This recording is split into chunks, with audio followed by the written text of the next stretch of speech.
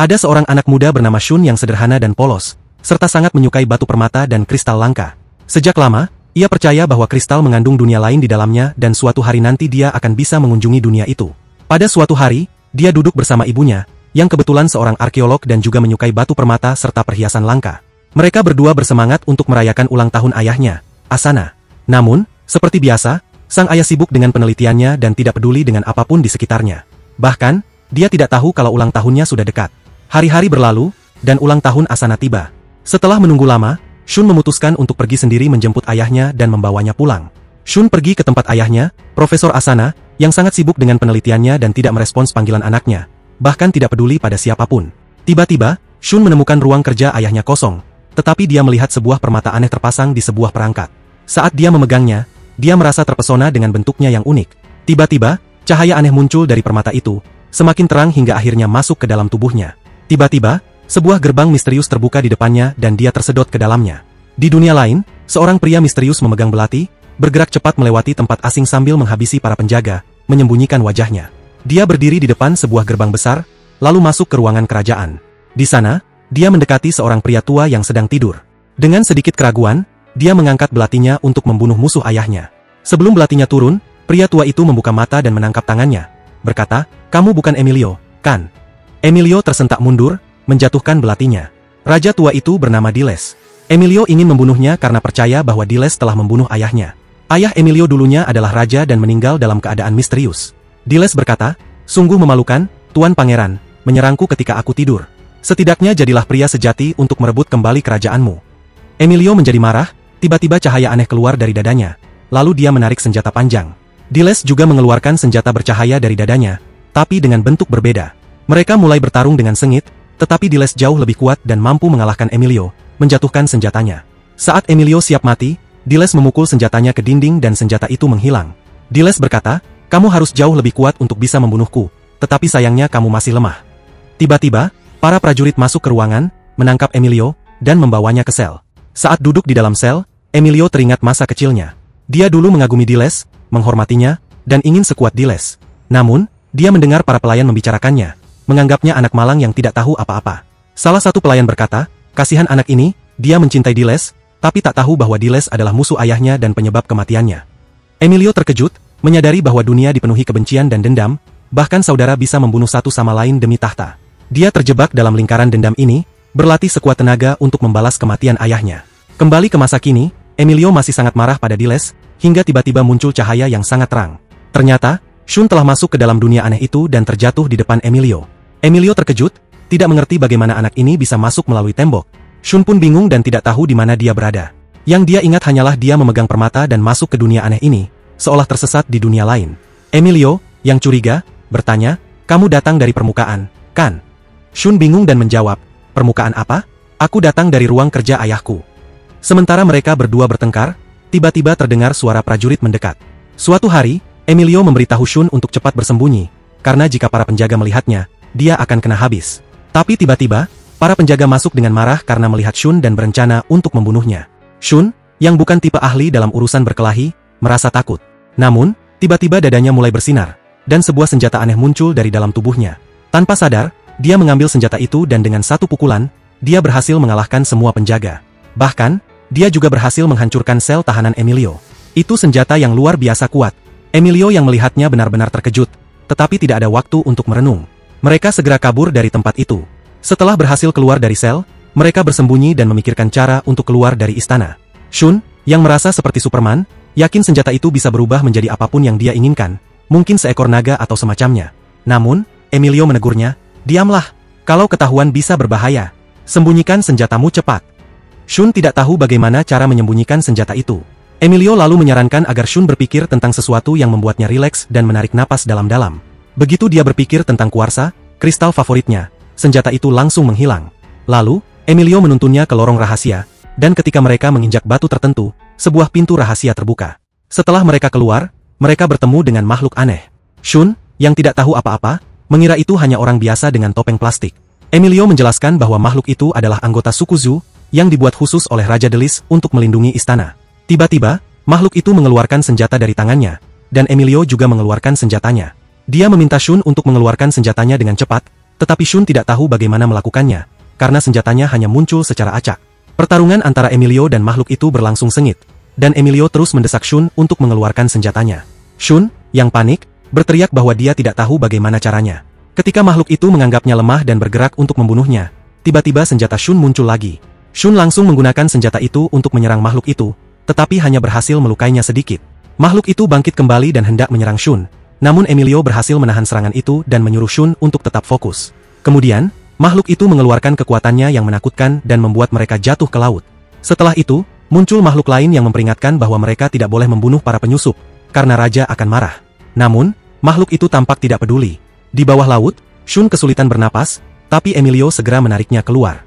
Mereka menemukan tempat persembunyian rahasia bernama penyembelihan. Di sana, Emilio bertanya pada Shun, bagaimana bisa orang dari permukaan memiliki senjata terkutuk seperti itu? Shun tidak tahu cara menggunakannya dan bertanya di mana mereka berada, dan mengapa semua ini terjadi padanya. Emilio memberitahu Shun bahwa mereka berada di Andorra, dunia di bawah permukaan bumi.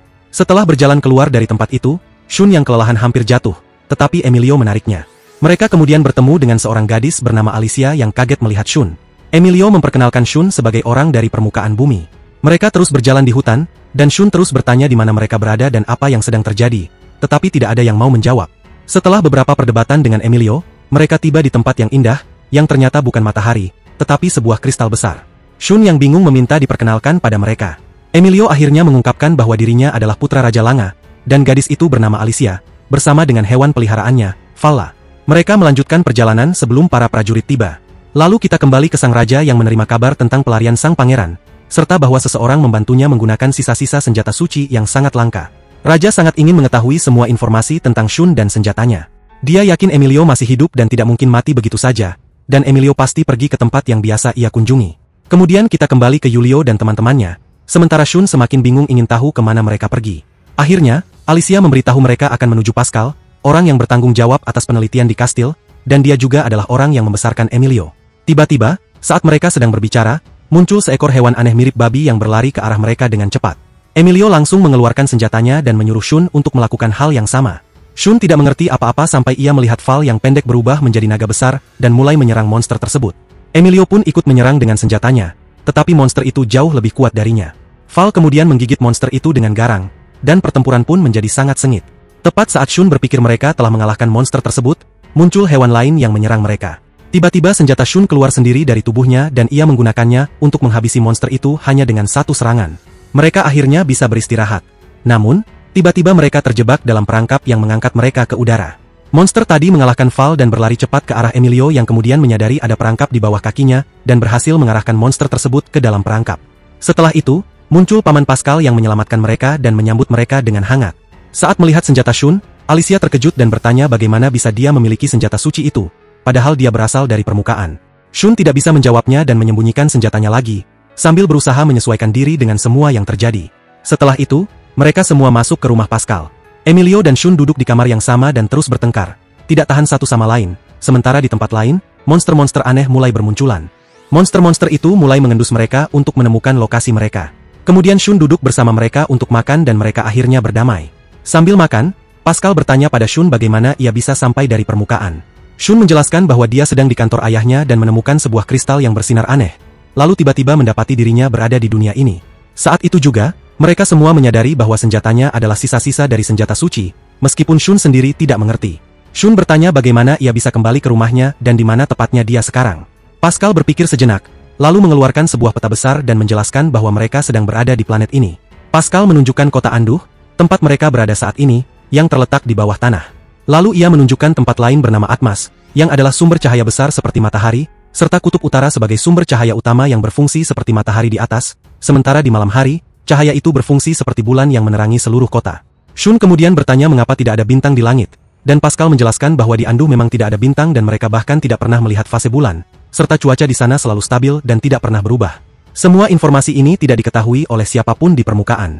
Pascal melanjutkan bahwa semua orang di permukaan percaya bahwa dunia bawah ini adalah neraka, tempat yang mengerikan dan menakutkan, sehingga tidak ada yang tahu tentang dunia Anduh. Shun lalu bertanya bagaimana bisa mereka semua tahu tentang permukaan. Pascal kemudian menunjukkan sebuah buku yang berasal dari permukaan yang mereka temukan di perpustakaan kerajaan, yang berisi semua informasi tentang dunia atas. Shun melihat buku itu dan menyadari bahwa pada suatu waktu, memang pernah ada kontak antara dunia atas dan Anduh. tetapi ia masih bingung bagaimana hal itu bisa terjadi.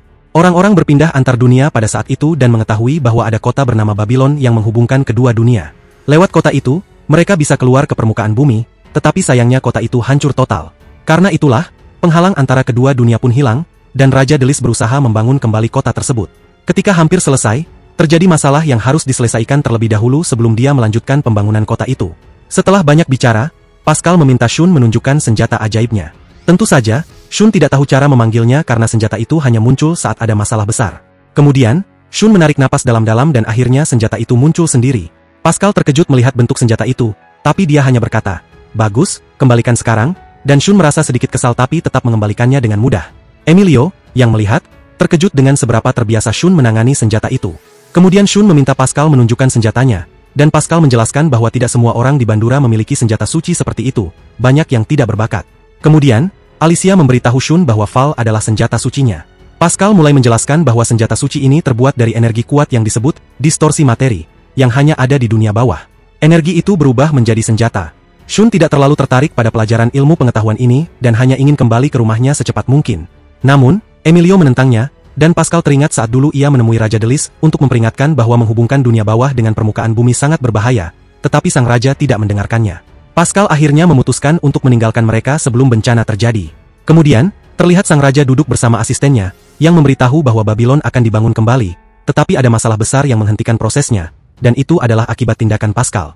Sang raja menyuruhnya segera menyelesaikan masalah agar semuanya kembali normal. Sementara itu, pasukan dan binatang buas sedang menuju rumah Pascal, yang mulai bergetar dengan sangat menakutkan.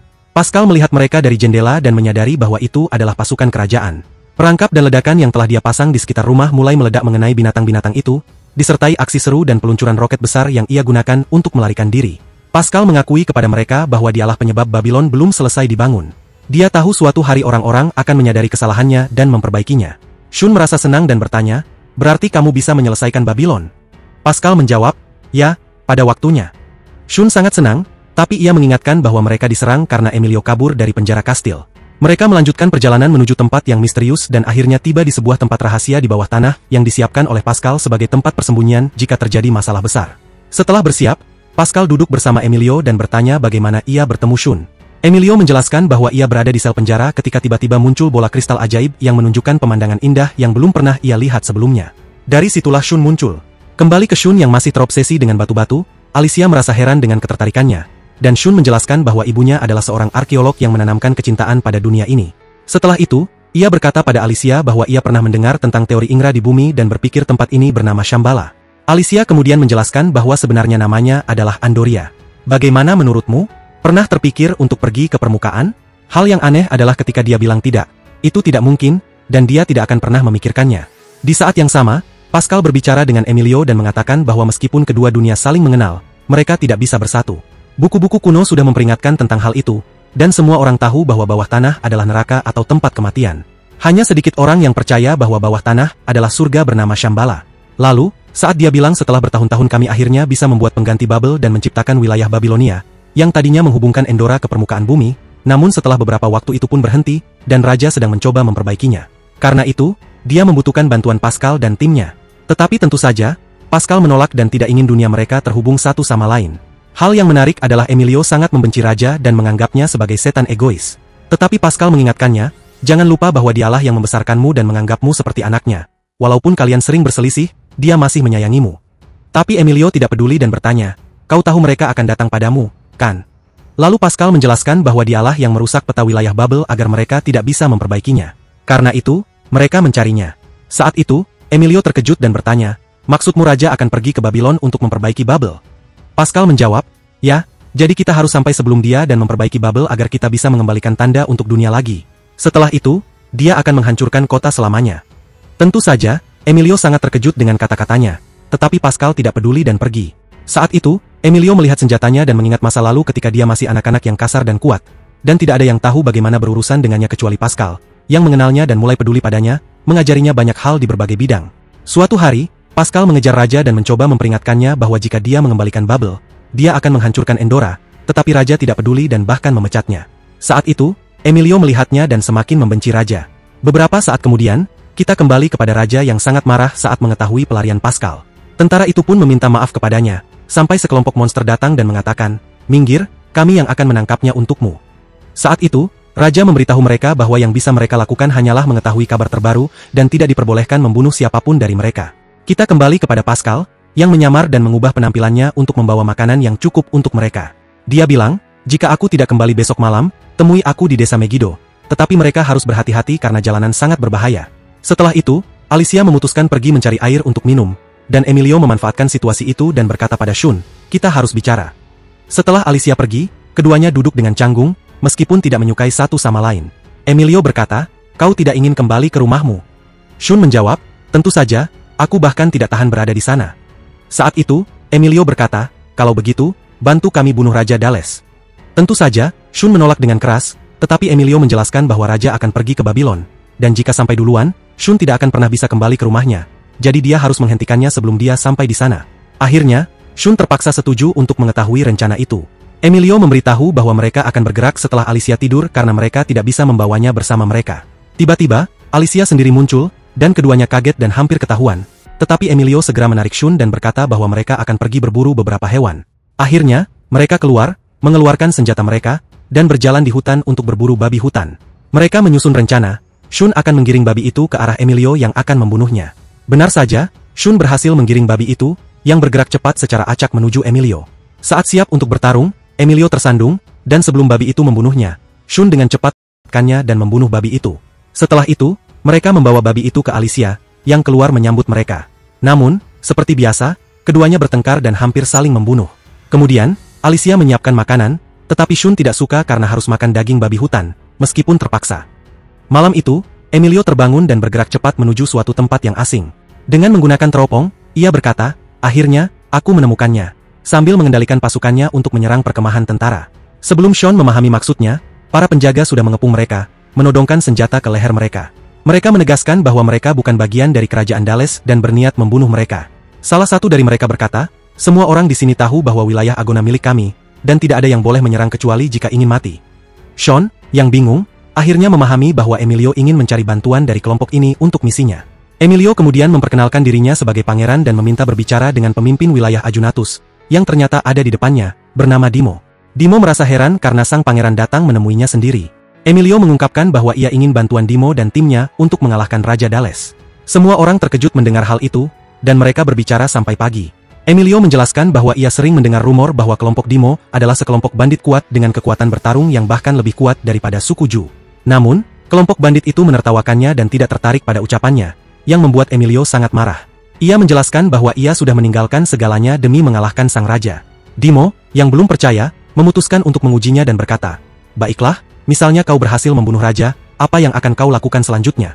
Emilio terdiam, bingung menjawab, dan akhirnya berkata, "Aku hanya ingin membunuhnya." Pemimpin itu tertawa keras mendengar jawaban Emilio, mencengkeram bajunya, dan berkata, "Apakah kita harus mendengarkan kebodohanmu? Raja seharusnya malu memiliki anak yang gagal sepertimu, yang akhirnya ingin membunuhnya juga." Emilio pun marah dan segera menyerang Dimo dengan seluruh kekuatannya. Namun, Dimo dengan cepat mengelak, membuat Emilio tersungkur ke tanah. Dimo menjelaskan bahwa balas dendam semata tidak akan membenarkan Emilio mengorbankan segalanya. Sementara mereka berbicara, Shun mengeluarkan senjatanya, bersiap untuk bertarung, tetapi segera terikat dengan tali seperti hewan buruan. Namun, Emilio tidak peduli dan berkata kepada Dimo bahwa setelah membunuh raja, ia akan mengambil alih tahta. Dimo menjawab, "Anakku, seharusnya itu yang kau pikirkan. Tapi, meskipun kita berhasil membunuh raja, kita tidak akan mendapat manfaat apapun tanpa peran kita di kerajaan." Shun lalu berkata bahwa ia akan mendengarkan Emilio hingga ia menjadi raja yang kuat, dan mereka akan menjadi bagian dari timnya. Dimo menarik senjatanya, menjatuhkannya ke tanah, dan berkata, "Jika kalian ingin ikut dengan kami, aku tidak keberatan.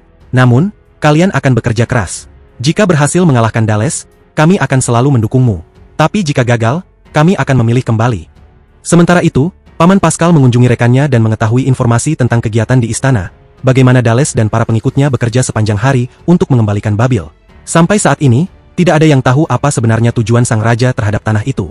Mereka juga mendengar bahwa seorang peneliti menemukan bahwa senjata bekas perang Andura mulai berkurang dengan cara yang aneh, sehingga mereka harus mencari tahu niat raja. Kemudian, kita kembali ke desa Dimo, di mana Emilio dan Shun tampak lelah dan sedang mencuci pakaian. Bahkan, tim Dimo ikut membantu. Saat mereka berbincang, seorang wanita bernama Elo tiba-tiba pingsan. Mereka memberitahu Emilio bahwa Elo adalah orang yang selalu sial dan sering terjebak dalam masalah. Elo juga memiliki kekuatan khusus yang memungkinkannya melihat masa depan seseorang. Sean yang penasaran bertanya kepadanya tentang apa yang ia lihat, dan Elo berkata, "Aku melihat masa depanmu di dunia baru, suatu tempat yang belum pernah kulihat sebelumnya. Aku melihatmu berdiri sendirian di sana." Sean senang mendengarnya, merasa yakin bahwa ia akan kembali ke rumahnya. Namun, tanpa sepengetahuannya, Elo melihat ketakutan dan keterkejutan besar di matanya karena sesuatu yang misterius. Lebaskal tiba di gua dan melihat Alice yang sedang marah. Alice memberitahu bahwa kedua orang itu sudah hilang sejak pagi. Ia pun berkata, pasti mereka pergi sendirian ke Babilonia dengan niat melakukan sesuatu yang berbahaya. Ayo kita kejar mereka. Ia kemudian menaiki pesawat kecilnya dan terbang ke arah tempat mereka. Kita kembali kedua orang yang, seperti biasa, sedang bertengkar dan tidak tahan satu sama lain. Sean mulai berbicara ngawur dan berkata, "Kamu orang yang gila dan egois, ingin membunuh ayahmu. Wajar kalau semua orang membencimu, tidak ada yang akan menyukaimu." Emilio marah mendengar itu dan mengeluarkan senjatanya. Begitu juga Sean. Namun, mereka melempar senjata ke tanah dan mulai berkelahi dengan tangan kosong, saling memukul sampai wajah mereka rusak. Mereka bertarung dengan penuh amarah dan kekuatan sampai akhirnya pingsan karena kelelahan. Namun, Dimo dan temannya menyiram mereka dengan air untuk menyadarkan mereka kembali. Dimo percaya bahwa pertarungan mereka ini justru akan mempererat persahabatan mereka. Setelah itu, mereka dibawa ke tenda untuk bersiap melaksanakan misi baru mereka. Dimo membawa beberapa laporan dan mengatakan bahwa semua bangsawan di daerah sekitar kastil bersekutu dengan raja dan tidak menyukai tim Dimo. Mereka bahkan ingin menyingkirkan mereka. Tim Dimo merasa kecewa karena orang-orang ini bahkan tidak memberikan kesempatan untuk mendengar mereka dan langsung menganggap mereka musuh hanya karena raja.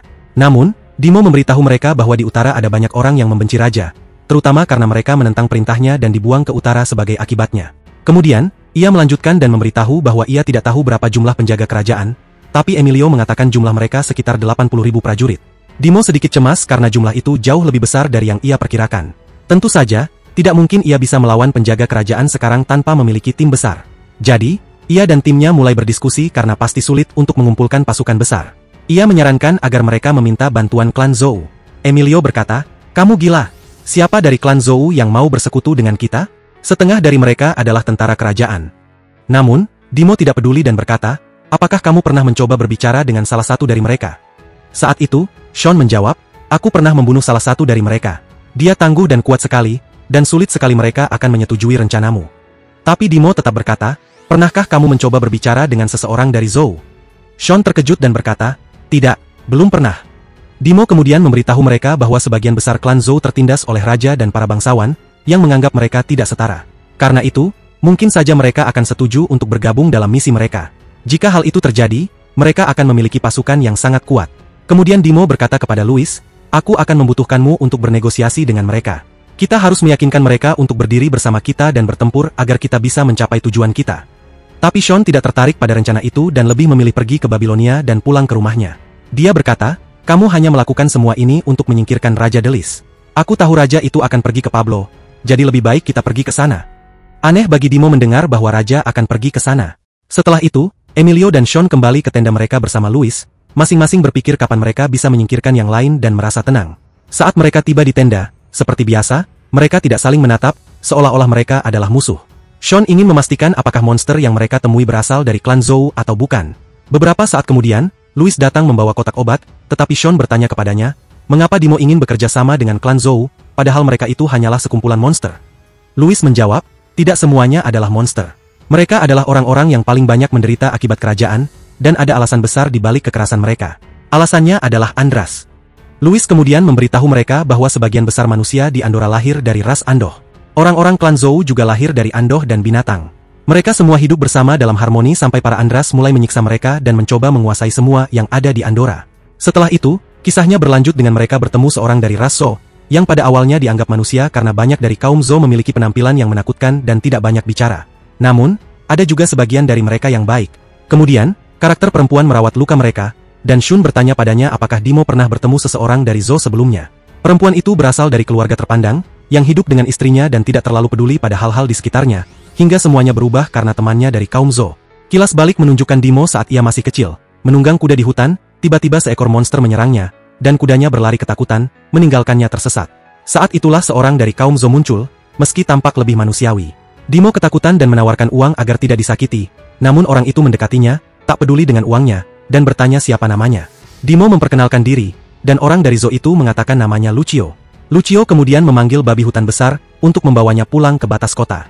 Dimo pun mulai sering ke hutan, bersiul seperti yang diajarkan Lucio untuk memanggilnya, hingga mereka menjadi teman baik dan sering berpetualang bersama. Suatu hari mereka menghadapi monster besar. Dimo mencoba melawannya dengan pedang, namun terlalu lemah. Lucio lalu menggunakan senjata sakralnya dan berhasil melukai monster itu, membuatnya kabur. Dimo kecewa karena merasa lemah dan yakin bahwa hanya mereka yang punya senjata sakral yang kuat. Namun Lucio mengingatkan bahwa kekuatan sejati datang dari latihan, bukan senjata. Dimo tetap merasa lemah tanpa senjata itu, dan akhirnya mereka bertengkar. Mereka berkelahi hingga Dimo jatuh, tapi Lucio mengatakan bahwa ia bisa menjadi kuat dengan keberanian dan ketekunan. Senjata tidak berguna jika pemegangnya lemah. Beberapa tahun berlalu dan mereka menjadi teman dekat. Suatu hari, mereka melihat dua manusia menyiksa makhluk Zo yang kelelahan. Dimo marah dan memprotes tindakan tersebut, namun salah satu manusia itu mengangkat cambuk untuk memukulnya. Lucio segera mengeluarkan senjatanya dan memotong cambuk tersebut. Namun, tindakan Lucio membuat manusia tersebut marah dan menganggapnya tidak tahu tempat. Mereka kemudian memanggil rekan-rekannya dan menyerang Lucio dengan kejam, bahkan Dimo yang berusaha membantunya ikut terluka dan jatuh. Hal terakhir yang dilihat Dimo adalah temannya dikelilingi dan dipukuli. Malamnya, Lucio sekarat namun berkata kepada Dimo, "Jaga dirimu, teman. Aku senang pernah menjadi temanmu." Lucio menutup matanya dan meninggal. Dimo terkejut dan berjanji akan menjadi kuat dan membalas dendam untuknya. Dimo tersadar dari lamunannya saat mendengar suara Leo yang memberitahu bahwa dia telah mengobati luka mereka dan meninggalkan mereka di tenda. Namun, seperti biasa, mereka masih sering bertengkar. Dimo berkata padanya, suatu hari mereka akan menjadi teman. Kembali kedua karakter yang tidur terpisah, masing-masing memikirkan tujuan hidupnya. Shun memikirkan revolusi untuk menggulingkan raja, yang dianggapnya konyol, dan ingin kembali ke dunianya. Sebaliknya, Emilian ingin revolusi itu berhasil agar dia bisa membunuh Dils. Hari berikutnya, Shun bertemu Leo dan bertanya apakah dia bisa melihat masa depan seperti yang dilihatnya kemarin. Dia bertanya padanya apa yang akan terjadi, lalu dia menjawab, "Ya, tentu saja." Pada saat itu, dia mulai berpikir untuk menakutinya atau menyakitinya, terutama karena dia bisa melihat masa depan saat merasa ketakutan atau mengalami emosi yang kuat. Dia berpura-pura ketakutan, menunjuk ke lantai di mana sebenarnya ada jebakan, tapi gadis itu tidak menginjaknya. Kemudian dia dengan cepat menarik tali jebakan, tapi jebakan itu jatuh jauh dari tempatnya. Saat itu, dia mengerti niatnya. Jadi dia memutuskan untuk membalas dendam. Dia berkata padanya, "Jika kamu menemukan burung biru yang mengitari, kamu bisa kembali ke permukaan dengan mudah." Sambil menunjukkan tempat di mana dia bisa menemukan burung itu. Tentu saja, dia percaya dan berlari dengan cepat, namun malah jatuh ke dalam jebakan yang sudah disiapkan. Tapi dia tidak peduli, segera bangkit dan terus mencari burung biru itu. Setelah merasa kecewa, dia berkata padanya bahwa tidak ada burung bernama seperti itu. Dia pun menyadari bahwa dia telah melakukannya hanya untuk membalas dendam. Sebenarnya, dia melihat masa depan secara tiba-tiba dan bukan karena rasa takut atau emosi, seperti yang dipikirkan orang lain. Kemudian, kita beralih ke kelompok monster Zuo yang sedang mencari pasukan Dim untuk menghabisi mereka dan menculik pangeran untuk dikembalikan kepada raja. Sang pemimpin mengatakan pada mereka untuk melakukan apa yang mereka mau, asalkan pangeran tidak terluka sedikit pun. Setelah itu, mereka semua terbang di langit saat merasakan kehadiran Xuan yang sedang mendekat. Sementara Xuan yang malang berlari-lari mencari burung biru. Tiba-tiba, monster Zuo muncul di depannya, dan tentu saja dia sangat terkejut. Pada saat yang sama, tim Zuo lainnya menyerbu seluruh tempat, menghancurkan tenda, membunuh para penduduk, dan membuat kekacauan besar. Xuan yang malang bertarung sendirian melawan monster besar itu, sulit menangkis serangannya. Emilio datang berlari untuk mencarinya, berusaha meyakinkan dirinya sendiri bahwa dia tidak peduli padanya, meskipun sebenarnya dia sangat khawatir. Sementara Xuan berusaha bertarung sekuat tenaga, monster itu jauh lebih kuat dan menyerangnya dengan brutal hingga menjatuhkannya dan membuat senjatanya terlepas. Saat monster itu hendak menghabisinya, Emilio muncul di saat yang tepat dan menangkis serangan itu. Namun di tengah kekacauan, mereka berdua tetap bertengkar. Xuan berkata padanya, "Apa yang membawamu ke sini? Aku tidak butuh bantuanmu," dan Emilio menjawab, "Diam saja dan mari kita kalahkan monster ini dulu, lalu kita bisa lanjutkan pertengkaran kita." Saat itu, monster tersebut mengatakan bahwa raja menginginkannya hidup tanpa satu goresan pun, jadi dia punya ide yang lebih baik. Dia mulai menyerang mereka dan menyingkirkan senjata Emilio. Namun, Xuan berlari dan menyerangnya dengan segenap tenaganya. Meskipun monster itu terus bertahan, akhirnya dia terlempar dengan keras ke sebuah pohon. Monster itu kemudian bergegas untuk membunuhnya. Namun yang mengejutkan, senjata Xuan tiba-tiba menjadi lebih kuat dan dengan satu serangan, monster itu terlempar. Xuan tercengang dan tidak mengerti apa yang menyebabkan cahaya terang itu. Monster tersebut bertanya bagaimana dia bisa memperkuat senjatanya begitu cepat. Untuk pertama kalinya, mereka berdua bergabung, menyerang monster itu dengan ganas, melukainya di dadanya, hingga akhirnya monster itu melarikan diri. Saat mereka hendak beristirahat dari pertarungan ini, mereka mendengar suara pertempuran sengit antara pasukan Dim dan monster Zuo. Pertarungan itu begitu kacau, dan semua bertarung mati-matian melawan Zuo. Tiba-tiba, ada cahaya terang di langit yang mengalihkan perhatian semua orang, dan pasukan Dim pun menghilang dari tempat itu. Monster-monster itu marah, tapi sang pemimpin menyuruh mereka tenang karena mereka akan menggunakan mereka untuk keperluan lain. Kemudian kita melihat Xuan dan Emilio yang berlari secepat mungkin di hutan sebelum ada yang melihat mereka. Setelah mencapai tempat yang aman, mereka berhenti untuk beristirahat, terkejut dengan cahaya yang muncul. Di sana, mereka bertemu Alicia dan Pascal yang terlihat aneh, membawa alat yang disebut pembakaran cahaya. Namun, Emilio tidak menyukai keberadaan mereka karena misinya berbahaya. Pascal kemudian menjelaskan bahwa mereka adalah teman dan harus membantu saat ada masalah, terutama jika melibatkan kelompok dengan rencana seperti tim DIM. Kedua tim saling memandang, terlihat seperti mereka akan bertarung segera. Tetapi Emilio mengatakan kepada mereka bahwa mereka adalah teman dan tidak datang untuk berkelahi atau menyakiti siapapun. Namun, DIM tampaknya tidak percaya. Ketika keduanya berada bersama Raja Deles, Emilio tidak tahu harus menjawab apa, namun mereka terpaksa pergi dari tempat itu sebelum monster-monster menemukannya lagi. Tak lama kemudian, mereka tiba di kota baru, tetapi tim Dimo memutuskan untuk menjauh dari mereka, dan Sean merasa bingung, tidak tahu apa yang harus dilakukan, terutama karena Pascal dan Alicia kesal pada mereka dan tidak ingin berurusan dengan mereka. Setelah beberapa waktu, Pascal berbicara dengan Emilio dan memarahinya, memastikan bahwa Emilio telah kehilangan akal dan ingin membunuh raja yang telah membesarkannya seperti ayahnya sendiri. Namun, Emilio tidak peduli dan memiliki keinginan besar untuk membalas dendam terhadap pembunuh ayah kandungnya. Itulah sebabnya dia bekerja sama dengan tim Dimo. Saat itu, Pascal berkata kepadanya, "Apakah kamu benar-benar yakin bahwa raja yang membunuh ayahmu? Mungkin saja kamu salah." Tentu saja, Emilio tidak memiliki bukti. Dia hanya mendengar para pelayan berbicara dan mempercayai mereka tanpa memeriksa kebenarannya. Pascal mencoba meyakinkannya bahwa mungkin Emilio salah paham terhadap raja, atau bahkan jika raja punya alasan tertentu untuk membunuh ayahnya. Namun, Emilio yakin bahwa Deles membunuh ayahnya demi tahta, untuk menjadi raja di tempat ayahnya. Emilio menolak mendengarkan Pascal dan pergi meninggalkannya. Kita kembali ke Alicia, yang marah kepada Emilio karena dia meninggalkannya di gua. Saat dia berjalan, dia bertemu dengannya di jalan. Dia mengingat kejadian lama, bagaimana mereka pertama kali bertemu. Kita mengetahui bahwa dia berasal dari keluarga pelayan dan sering memasuki istana. Di sanalah dia bertemu dengan Emilio yang kala itu sangat keras saat berlatih duel dengan pedang. Lalu, mari kita kembali ke tim Dimo, yang telah mencari di seluruh kota tetapi tidak menemukan penjaga kerajaan. Namun, mereka menyadari bahwa mereka tidak bisa tinggal di sana terlalu lama. Jadi mereka harus mengumpulkan lebih banyak orang dan melanjutkan misi mereka. Pada saat yang sama, mereka memutuskan untuk membiarkan Sean dan Emilio tetap bersama mereka sebentar. Mungkin mereka bisa membantu. Sementara itu, Sean sedang mencari mereka dan bertanya kepada pemilik restoran tentang mereka. Dia bahkan berdebat dengan pemilik restoran hingga akhirnya Dimo masuk dan duduk bersama mereka. Saat itu, Sean memberitahu mereka bahwa Emilio dan teman-temannya terlalu emosional dan tidak suka hal-hal menyedihkan, serta bahwa Alicia dan Pascal telah lama menjadi teman. Pascal dulunya bekerja di laboratorium kerajaan. Setelah itu, Sean memberitahu mereka bahwa dia tidak tertarik dengan masalah tersebut, dan hanya ingin segera pergi ke Babel untuk kembali ke kampung halamannya. Dia tidak tertarik pada pertempuran atau membantu Emilio membalas dendam kepada raja. Dia hanya ingin pulang ke keluarganya. Pada saat itu, Dimo mengeluarkan peta dan menunjukkan bahwa perjalanan menuju Babel sangat sulit karena mereka harus melewati laut besar dan hutan yang penuh dengan monster berbahaya, serta malam yang panjang. Namun, Sean tidak peduli, dia hanya ingin pulang ke ibunya yang pasti sekarang sendirian karena ayahnya sering meninggalkannya sendirian di rumah. Yang penting, Dimo memberitahu mereka bahwa Raja Deles juga sedang menuju Babel, yang berarti pasukan raja akan lebih kecil daripada yang ada di kastil. Ini adalah kesempatan bagus untuk mengalahkannya, jadi mereka sepakat untuk segera pergi ke Babel dan menghadapi raja. Sementara itu, sang raja telah membawa pasukan dan keretanya dalam perjalanan menuju Babel, tanpa mengetahui apa yang akan terjadi padanya di sana. Kita kembali ke pahlawan kita yang sedang mendirikan tenda dan menyiapkan makanan, dan mereka mulai bekerja sama, membawa Emilio dan Sean untuk memantau daerah tersebut, sementara yang lain melakukan tugas masing-masing. Luz berteman dengan Alice, yang awalnya mengira mereka adalah bandit atau semacamnya. Namun, Luz senang dengan kehadirannya karena tidak banyak wanita di tim. Setelah itu, Luz bertanya, bukankah Emilio adalah satu-satunya pewaris Raja Deles? Alice menjawab, ya, Raja tidak memiliki anak. Saat itu, Luz bertanya tentang Sean dan mengapa keduanya selalu bertengkar. Gadis itu pun berkata, aku tidak tahu kenapa mereka saling benci, tetapi yang kutahu tentang Sean adalah bahwa dia berasal dari permukaan dan memiliki senjata suci seperti kita. Setelah itu, kita kembali ke tiga orang yang kurang bersemangat itu, dan Sean merasa terganggu dengan mereka.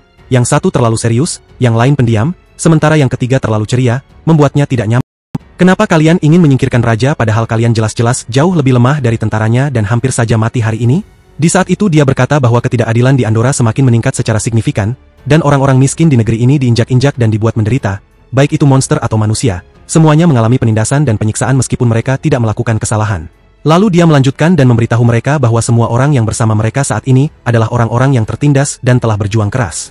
Dimo mengumpulkan mereka dan berusaha mengubah dunia yang penuh ketidakadilan ini. Karena itulah dia membentuk tim, dan semuanya ingin membantunya. Setelah itu, dia tidak bisa melanjutkan perkataannya, lalu berkata pada mereka, pergilah kalian dari sini, aku akan pergi sendirian. Dan benar saja, mereka meninggalkannya, dan dia teringat masa lalunya. Dia dulu seorang anak miskin dan kumuh, bahkan makan dari sampah. Tapi sayangnya, para preman tidak membiarkannya tenang dan selalu memukulinya. Anak itu yatim piatu, tidak punya siapa-siapa, dan dia biasa tidur di jalanan dalam kondisi bersalju, hingga suatu hari Dimo datang padanya dan mengajaknya bergabung dalam timnya. Dari situ, hidupnya berubah. Mari kita kembali pada Pascal yang memiliki alat untuk mengukur kekuatan laut. Saat itu, Dimo datang untuk mengenalnya dan bertanya, "Apakah kamu benar-benar bekerja di laboratorium kerajaan?" Pascal menjawab, "Dulu, tapi sekarang aku hidup sendirian." Tapi Dimo bertanya, "Menurutmu, apa yang diinginkan Raja Dils dari semua ini dan kenapa dia melakukan ini?" Sayangnya, Pascal menjelaskan bahwa tidak ada yang bisa menebak atau memahami apa yang ada dalam pikiran Raja karena dia tidak pernah berdiskusi dengan siapapun. Dan satu-satunya yang bisa mengerti pikirannya adalah Emilio. Saat itu, Dimo meninggalkannya dan pergi karena tidak mendapatkan jawaban. Sementara Pascal menatap alat ukurannya dan merasa takut ketika mengetahui bahwa kekuatan suci mulai berkurang persis seperti yang dia duga. Saat itu dia berpikir, jadi, pembangunan bubble dari awal adalah penyebab kondisi ini atau ada alasan lain. Keesokan harinya, mereka semua bersiap untuk perjalanan baru mereka, masing-masing dengan tujuannya sendiri.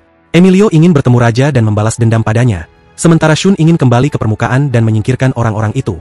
Setelah beberapa saat, mereka tiba di tempat baru dekat laut, dan Shun sangat senang melihat pemandangannya yang aneh.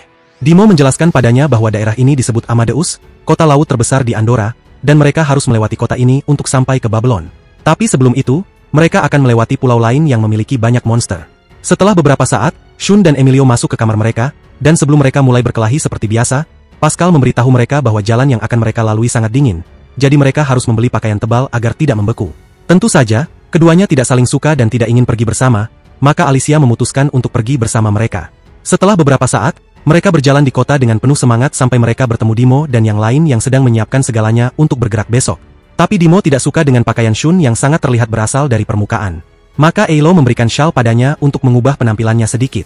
Kemudian Dimo menyarankan dia mencoba makanan khas daerah itu, yang terkenal dan harus dicoba. Setelah beberapa saat, mereka bergerak di kota untuk membeli barang-barang yang diperlukan. Tetapi Shun tidak punya uang, hanya memiliki satu koin dari permukaan yang tidak berguna. Bahkan Emilio juga tidak punya uang, sehingga Alicia adalah satu-satunya yang membiayai mereka hari itu dan membawa cukup uang. Saat mereka berjalan, Emilio merasa ada seseorang yang bergerak cepat di belakang mereka. Tetapi mereka terus berjalan dan mencoba makanan baru. Setelah menikmati waktu mereka di tempat itu dan membeli beberapa barang, tiba-tiba seorang anak kecil menyerang Emilio dan mencuri senjatanya lalu berlari cepat. Emilio juga berlari mengejarnya bersama teman-temannya hingga akhirnya berhasil menangkapnya. Sebelum dia memukulnya, dia melihat adik-adik si anak kecil yang ketakutan. Saat itu, Alicia mencoba menenangkan anak-anak itu dan tersentuh karena mereka mencuri demi bisa bertahan hidup. Sangat berbeda dengan Emilio yang terbiasa tinggal di istana sehingga tidak tahu apa-apa tentang rakyatnya. Shun mulai bermain dengan anak-anak itu untuk menenangkan mereka dari apa yang terjadi, dan dia juga masih ikut dalam permainan. Setelah beberapa saat malam itu, mereka melanjutkan perjalanan kembali ke hotel. Tiba-tiba, seorang gadis aneh menyerang mereka, tetapi Emilio dengan cepat melindungi mereka dan mengeluarkan senjata sucinya untuk menahan serangan aneh tersebut. Shun juga mengeluarkan senjatanya, dan ketiganya berdiri dengan tegang tanpa tahu siapa yang menyerang mereka, hingga tiba-tiba gadis aneh itu muncul. Mereka menurunkan senjata mereka sambil bingung dengan kehadirannya, dan Emilio mendekatinya untuk menanyakan keluarganya. Namun, tiba-tiba gadis itu menatapnya dengan marah dan menyerangnya dengan senjata anehnya. Untungnya, Shun segera menjauhkannya dari Emilio dan melemparkan bintang-bintang ledakan yang langsung meledak saat menyentuh target. Yang aneh adalah bintang-bintang itu muncul secara otomatis dalam jumlah banyak, dan gadis itu menyerang mereka dengan senjatanya yang merupakan senjata sucinya. Mereka bingung bagaimana mungkin seorang gadis sekuat itu. Namun, Emilio tidak peduli dan segera mengeluarkan senjatanya serta berlari ke arahnya.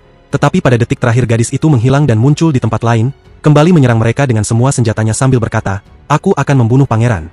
Emilio kesulitan menangkis serangannya, dan ketika melihat Shun mendekatinya untuk menyerang, tubuhnya membeku dan tidak bisa bergerak. Gadis itu dengan kasar menjauhkannya dan mengarahkan senjatanya ke arah Emilio yang terkejut. Dengan tujuannya adalah membunuh sang pangeran. Dia menyerang, menyebabkan ledakan besar, tetapi Emilio terlindungi oleh perisai sihir yang muncul tepat waktu untuk menyelamatkannya. Kemudian, Dimo muncul di belakang gadis itu yang langsung menjauh darinya dan mulai menyerangnya dengan ganas. Dimo menahan serangannya dengan keterampilan yang tinggi tanpa takut pada kekuatan gadis itu.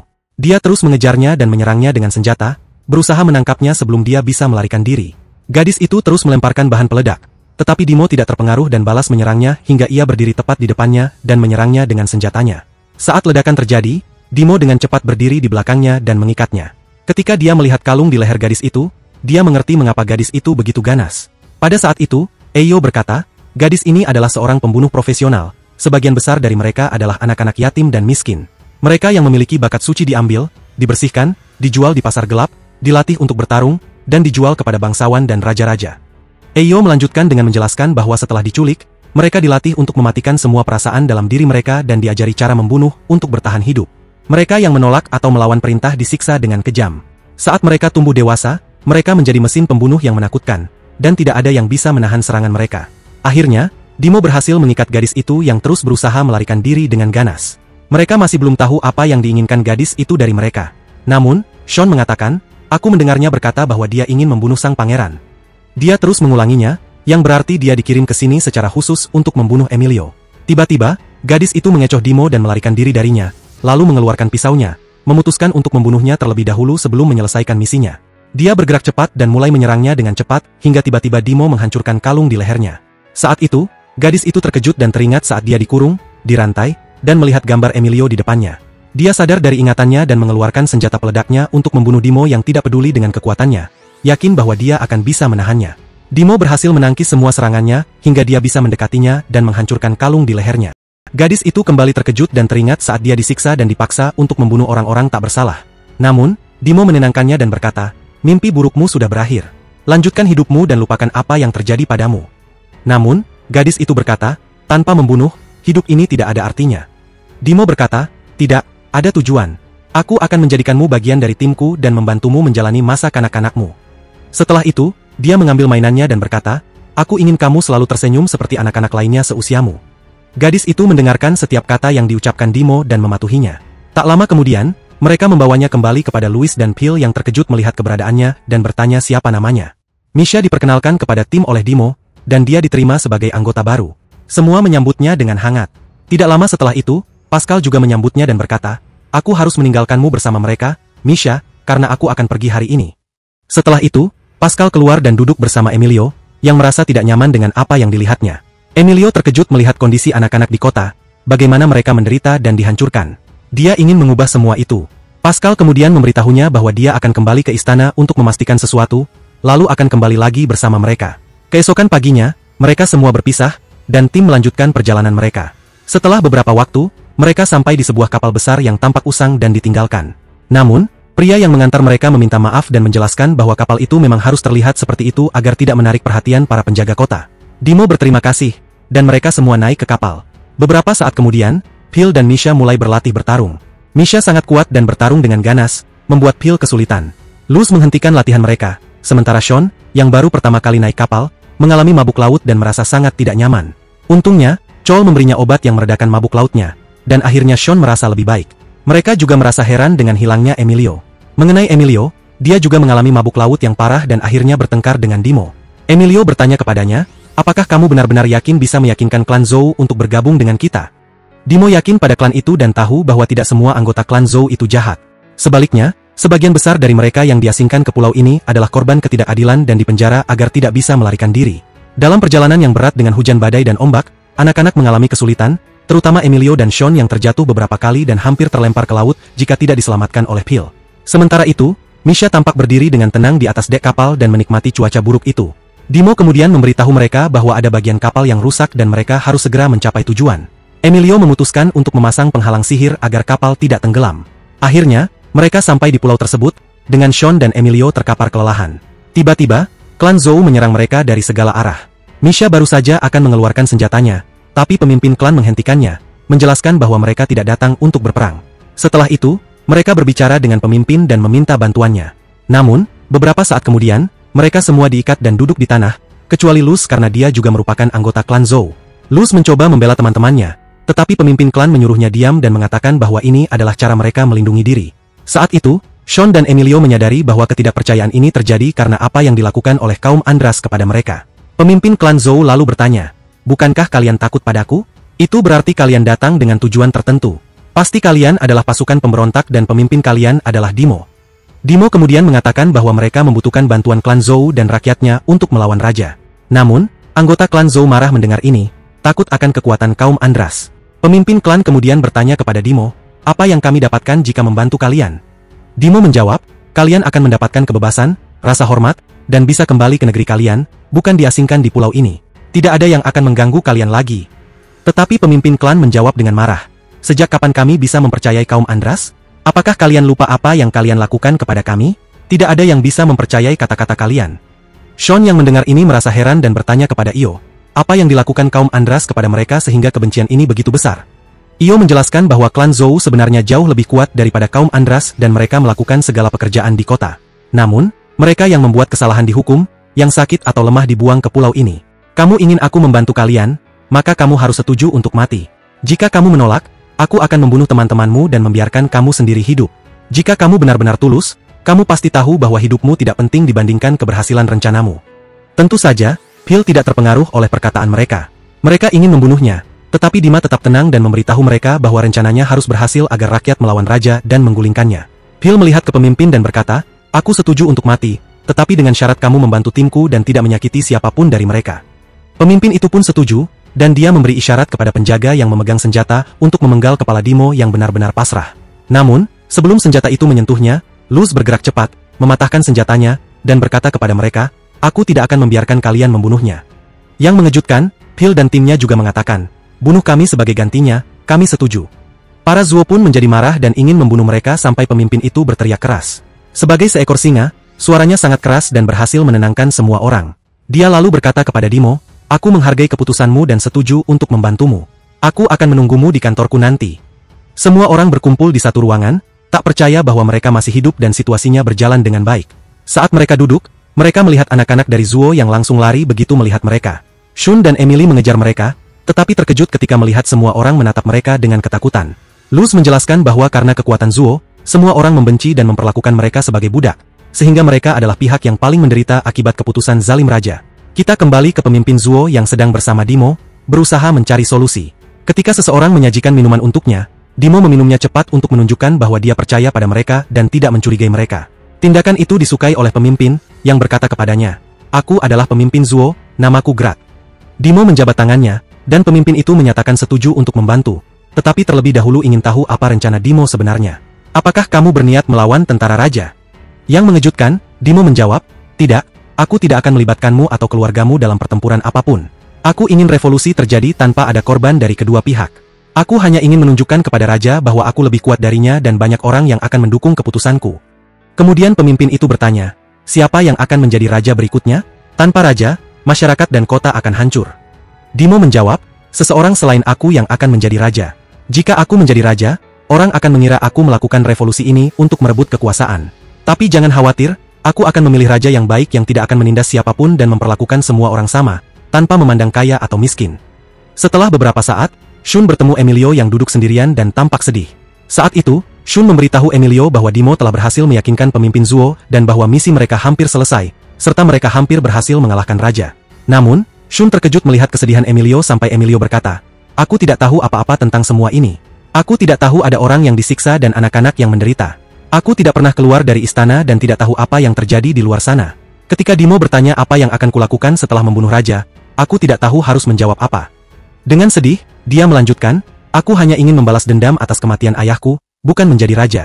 Tapi negara ini tidak boleh hancur, kehidupan orang-orang tidak boleh terhenti, dan harus ada seorang raja yang memerintah setelah Dils. Katakan padaku, Shun, bagaimana dunia tempatmu hidup? Apakah sama seperti di sini?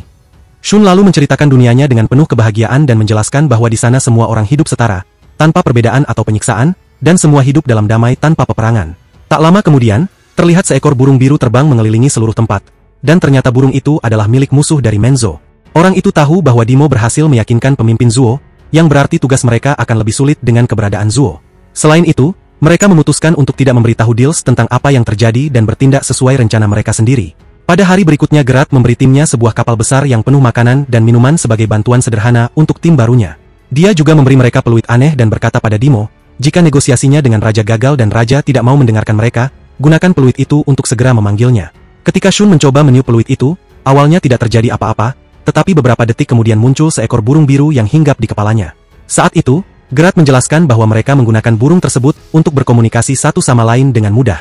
Grat pun berkata pada Dimo agar tidak lupa bahwa ia siap membantu kapan saja jika dibutuhkan. Setelah beberapa saat, kapal mulai bergerak membawa mereka, dan seluruh warga Zhou melambaikan tangan mengucapkan selamat jalan. Setelah perjalanan panjang, mereka tiba di tempat yang sangat dingin. Luz memberitahu mereka bahwa ini baru permulaan sebelum mereka sampai di pegunungan es. Jadi mereka memutuskan untuk beristirahat di tempat itu sebelum melanjutkan perjalanan. Shun dan Emily duduk di dekat perapian dan bertengkar untuk mendapatkan kehangatan. sementara lainnya berdiskusi dengan warga setempat yang juga berencana untuk melancarkan revolusi dan telah mengumpulkan banyak orang dari utara yang bersedia bergabung dengan Dimo. Dimo menyampaikan bahwa dia sudah mengumpulkan tim yang besar, tetapi menunggu untuk bernegosiasi dengan raja sebelum terlibat dalam pertempuran apapun. Semua berharap bahwa raja akan setuju dan menyerah, kecuali Emilio yang yakin bahwa Dils terlalu sombong untuk peduli akan semua ini. Keesokan harinya, mereka mengenakan pakaian tebal dan bergerak menuju jalur pegunungan es. Mereka berjalan hingga badai mulai, memaksa mereka mendirikan tenda dan bermalam di sana. Di dalam tenda Shun dan Emilio, Shun mencatat semuanya dan sekaligus bertanya pada Emilio mengapa dia ingin balas dendam pada Dils. Awalnya Shun berpikir bahwa raja adalah ayah Emilio, tetapi Emilio mengungkapkan bahwa Dils bukanlah ayah kandungnya, dan dia ingin balas dendam karena Dils telah membunuh ayahnya demi merebut tahta. Shun lalu menatap Emilio dan bertanya, "Jika seseorang membunuh ayahmu, apakah kamu akan memaafkan mereka?" Jawaban Shun adalah bahwa dia tidak akan pernah bisa memaafkan, tetapi dia juga tidak bisa menjadi seorang pembunuh karena tidak ingin ibunya hidup sendirian. Emilio pun teringat momen saat dia mengambil senjata dari seseorang yang wajahnya tidak diingatnya, dan untuk pertama kalinya, Emilio sadar bahwa dia bahkan tidak mengingat wajah ayahnya. Keesokan harinya, mereka melanjutkan perjalanan dan tiba di daerah yang penuh salju, hingga menemukan jejak kaki naga besar.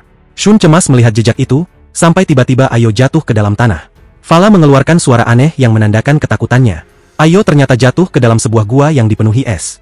Dia mendengar suara naga di belakangnya. Tak lama kemudian, mereka semua masuk ke dalam gua dan Fala bergerak mencari Ayo, menunjukkan bahwa dia bisa merasakan energi orang-orang dan menentukan lokasinya. Ketika dia akhirnya menemukan Ayo, naga besar muncul, dan Shun serta Emilio segera menghunus senjata mereka. Karena naga itu adalah naga es, ia menyerang mereka dengan es, bukan api. Gerat tidak tahu harus berbuat apa karena hanya Ayo yang bisa membantu mereka. Mereka berlari secepat mungkin untuk melarikan diri, tetapi tiba-tiba muncul naga lain di hadapan mereka. Shun dan Emilio berdiri di depan Ayo untuk melindunginya. Namun, Fala tiba-tiba terbang dengan aura magis yang mengelilinginya dan berubah menjadi sosok besar yang menyerang naga itu dengan api dan serangannya mengenai sasaran. Ayo terkejut melihat peliharaannya berubah seperti itu, dan ketika dia menyentuh Fala, ada cahaya terang di tempat itu dan dia mendapati dirinya berada di tempat lain. Saat itu, Fala memanggilnya, dan semuanya terkejut saat mengetahui bahwa Fala bisa berbicara. Tapi Ayo lebih terkejut lagi ketika mendengar suara ayahnya keluar dari naga itu. Ayahnya menjelaskan bahwa dia sekarang hanyalah roh, sehingga bisa berkomunikasi dengannya. Dia berjanji akan menceritakan semua yang terjadi dan mengungkapkan bagaimana dia meninggal serta apa yang terjadi pada orang-orang yang terperangkap di dalam sisa-sisa energi. Aku masih muda saat itu, menjalani hidupku sepenuhnya untuk berburu, dan selalu menyetujui pekerjaan berbahaya demi mengembangkan diri dan meningkatkan keterampilan. Suatu hari, ketika bertarung melawan monster berbahaya, nyaris saja aku tewas. Tapi tiba-tiba, senjataku berubah dan berhasil membunuh monster-monster itu. Saat itulah aku menyadari bahwa sisa-sisa energi dalam diriku dipengaruhi oleh perasaan dan semangat pemiliknya. Energi ini terus berkembang seiring emosi dan kekuatannya. Sejak itu, aku menjadi bertekad untuk menjadi lebih kuat dan mengembangkan energiku sendiri. Akhirnya, aku berhasil mengembangkan senjataku ke dua bentuk berbeda. Kukira itulah batas kekuatanku, sampai akhirnya aku melupakan bahwa orang-orang yang pernah menggunakan energi ini, hidupnya hancur karena energi itu memengaruhi mereka. Namun, beberapa waktu lalu aku bisa bertemu Alicia dan mengamatinya dari kejauhan. Alicia terkejut, karena baru tahu bahwa ayahnya dulunya adalah seorang pemburu yang bertarung melawan monster. Aku memberitahunya bahwa aku menyembunyikan semua ini demi melindungi keluarga, yang lebih penting daripada sisa-sisa energi ini dan konfliknya. Karena itulah, setelah beberapa waktu, aku meninggalkan pekerjaan ini dan memilih pekerjaan lain. Tapi Alicia hampir gila karena di usia 10 tahun ibunya meninggal dan ayahnya menghilang tanpa kembali lagi. Saat itu, aku terkejut ketika mengetahui bahwa ibunya dibunuh oleh bandit. Tentu saja, gadis itu percaya kalau ibunya meninggal dalam kecelakaan biasa. Tapi aku memberitahunya bahwa aku bertekad untuk membalas kematian istriku. Sehingga aku meninggalkan Alicia di rumah dan keluar mencari bandit itu di mana-mana, membunuh mereka semua. Setelah itu, energi dalam diriku tiba-tiba berkembang secara drastis dan tiba-tiba menarik tubuhku, menjebakku dalam senjataku. Aku menyadari bahwa perasaan terakhir yang tersisa dalam diriku adalah kebencian dan keinginan untuk membalas dendam. Akhirnya, energiku berubah menjadi sesuatu yang hidup, tidak terikat pada makhluk atau senjata tertentu, dan bisa bertindak sendiri. Karena itu, aku memilih untuk berada dalam senjataku. Tapi Alicia tidak mengerti bagaimana senjata sucinya yang selalu bersamanya itu ternyata adalah ayahnya. Aku pun menjelaskan bahwa aku selalu ada bersamanya, terperangkap dalam senjata, namun keluar di saat dia dalam bahaya untuk melindunginya. Di waktu itu, aku muncul di hadapannya karena dia selalu sedih, merasa yatim piatu sejak kecil dan mengira dirinya sendirian. Aku ingin membuktikan padanya bahwa aku selalu ada di sisinya dan bersamanya kapanpun dia butuh. Setelah itu, aku pun menghilang, dan semuanya kembali seperti semula. Mereka sedang berhadapan dengan pasukan demon yang tidak mengerti apa-apa. Tiba-tiba, Alicia muncul bersama banyak naga. Naga-naga itu mulai menyerang mereka karena takut, tetapi setelah beberapa saat, mereka meninggalkan tempat itu untuk mencapai puncak gunung. Para naga akhirnya mengantarkan mereka ke tempat yang mereka inginkan dan kembali ke sarang mereka. Di sana, mereka mendirikan kemah di perbatasan. Mereka diberitahu bahwa mereka sangat dekat dengan Babylon. Tentu saja mereka mengambil jalur berbeda dari jalan raja, dan memperkirakan akan tiba sebelum raja. Son khawatir gerbang Babylon akan rusak, berbeda dengan Emilio yang yakin bahwa Delas mengincar sesuatu yang berbahaya di puncak gunung dan harus dihentikan. Tiba-tiba, Alicia pingsan, yang berarti dia melihat sesuatu di masa depan. Ketika dia sadar, mereka semua berkumpul di tendanya, khawatir tentang keadaannya. Alicia dengan sedih menjelaskan bahwa dia melihat kejadian-kejadian buruk di masa depan, termasuk kehancuran di Endora dan kehancuran umat manusia. Ini menunjukkan bahwa sesuatu yang buruk akan terjadi, sesuatu yang bahkan dia sendiri tidak bisa gambarkan. Dimo menyadari bahwa masa depan mereka dalam bahaya, sementara Ayo masih bingung dan tak bisa memahami makna yang dia lihat.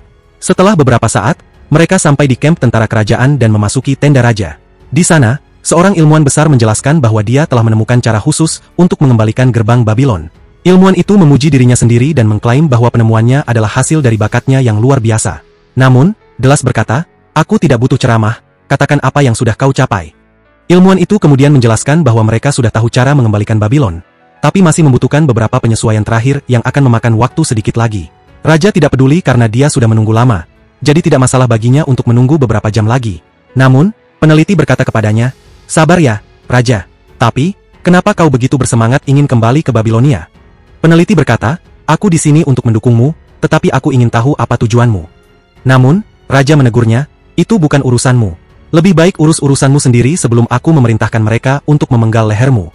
Tiba-tiba, para prajurit Zhu datang, dan komandannya berkata, "Biarkan kami yang memenggal lehernya, Raja."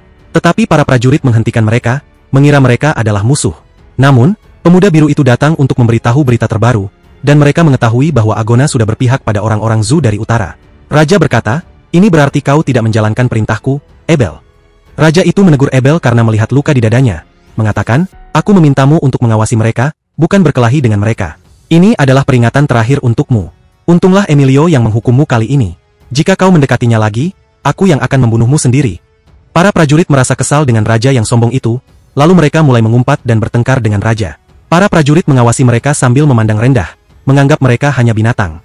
Saat itu, Bida mengeluarkan senjatanya untuk membunuh mereka, tapi mereka segera melarikan diri. Saat itu, pemuda itu benar-benar ingin tahu kenapa raja sangat tertarik pada Babilonia dan permukaan dunia. Ketika mereka sedang berbicara, datanglah lelaki tua biru itu dan memberitahu mereka bahwa Agona sudah sangat dekat dengan Babilonia. Kita kembali ke Pascal, yang bisa masuk ke perpustakaan kerajaan dan menyadari bahwa semua informasi tentang Babilonia telah hilang sepenuhnya, dan yang tersisa tidak berguna. Pemuda itu hampir gila, bertanya-tanya mengapa raja begitu terobsesi dengan Babilonia. Dia yakin bahwa Shun akan sulit kembali ke permukaan jika mereka tidak bisa mendapatkan informasi lebih banyak tentang Babilonia. Kemudian datanglah seorang pemuda bernama Zhou, yang sangat menyukai Pascal, dan selalu memberikan kabar terbaru. Kita tahu bahwa dialah yang merusak penelitian tentang Babilonia untuk menunda sedikit waktu. Tetapi gurunya mengetahui hal itu malam ini dan memberitahu raja. Namun, pemuda itu lelah setelah berjalan jauh ke laboratorium besar dan memberitahu Pascal bahwa dia telah membuat rangkaian listrik yang bisa memindahkannya ke tempat lain, hanya saja butuh sedikit pengembangan lebih lanjut. Pascal berkata kepadanya, "Cepatlah bekerja, nak. Kenapa kau datang padaku?" Zhou memberitahu bahwa pengukuran residu molekuler sudah dilakukan, dan hasilnya akan muncul besok. Tentu saja, komandannya yang mengawasi ini, tapi Zhou mengirim orang untuk menyelidiki hal tersebut. Di sini dia merujuk pada pengukuran energi yang Pascal perhatikan di danau, yang mana Pascal tertarik dengan hal tersebut karena residu molekuler adalah bagian penting dari Endora, dan jika hal ini terus berlanjut, seluruh Endora akan menderita. Kita kemudian kembali ke kamp Agonat bersama Shun dan Emilio. Shun khawatir dengan semua percakapan yang terjadi dan takut tidak bisa kembali ke permukaan. Tetapi Emilio berkata padanya, "Jangan khawatir. Aku sendiri yang akan mengembalikanmu bahkan jika perang ini gagal. Ini adalah masalah kami, dan kau seharusnya tidak terpengaruh olehnya." Masing-masing dari mereka memikirkan kehidupan mereka yang hancur, Amal yang ingin membalas dendam bagaimanapun caranya setelah kematian seseorang yang dia sayangi, dan Shun yang ingin kembali ke dunianya dan menyelesaikan semua ini. Shun berkata, "Karena kita terjebak bersama, aku akan membantumu sampai akhir, tapi aku tetap yakin bahwa membunuh itu salah, meskipun untuk membalas dendam. Cobalah mencari cara lain." Namun, Amal berpura-pura tidur agar tidak berdiskusi lagi, karena Shun tidak mungkin mengerti keinginannya untuk membalas dendam yang sesungguhnya. Keesokan harinya, dia terbangun oleh suara Dimo yang berbicara dengan seseorang bernama Ralph. Saat itu, dia mendekati mereka dan tidak tahu siapa itu Ralph, jadi Dimo memperkenalkan bahwa Ralph adalah salah satu dari teman mereka yang melarikan diri saat serangan monster zoo terjadi. Mereka pergi ke daerah jauh dari ibu kota dan mulai membujuk orang-orang untuk memberontak, dan berhasil membujuk banyak orang, termasuk para bangsawan, yang merupakan anggota penting dan orang kaya, untuk membantu mereka. Tentu saja, Shun merasa senang saat mengetahui bahwa tentara mereka sudah sangat besar setelah sebelumnya kecil. Ralph kemudian pergi untuk melanjutkan perjalanannya untuk membujuk orang-orang baru, sementara Dimo dan Hu juga berangkat. Kini hanya tersisa Shun dan Amal, yang kebingungan melihat kerjasama antara Zhu dan para bangsawan, namun tetap merasa senang karena memiliki tentara besar yang kuat yang bisa membantunya dalam membalas dendam. Setelah itu, kita beralih ke Loza yang dulu adalah informan bagi pemuda misterius yang dijuluki Si Biru. Sedang berbicara dengan perasaan sedih, mengatakan bahwa ini adalah satu-satunya cara baginya untuk hidup dengan tenang. Saat dia tenggelam dalam pikirannya, Dimo muncul di belakangnya, memanfaatkan ketakutan dan kebimbangannya.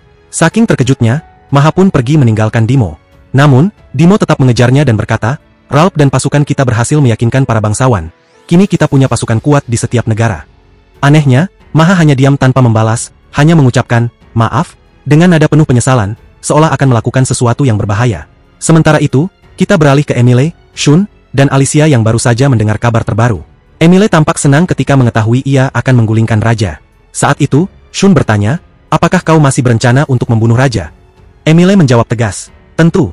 Aku harus membalas dendam untuk ayahku. Ini adalah tujuan hidupku selama bertahun-tahun. Tidak ada yang bisa menghapus kebencian di hatiku terhadap Diles. Aku meninggalkan kerajaan dan melepaskan statusku sebagai pangeran hanya untuk membunuhnya. Ketika Shun mencoba meyakinkan Emile bahwa pikirannya salah, Emile justru marah dan berkata, kau tidak perlu ikut campur.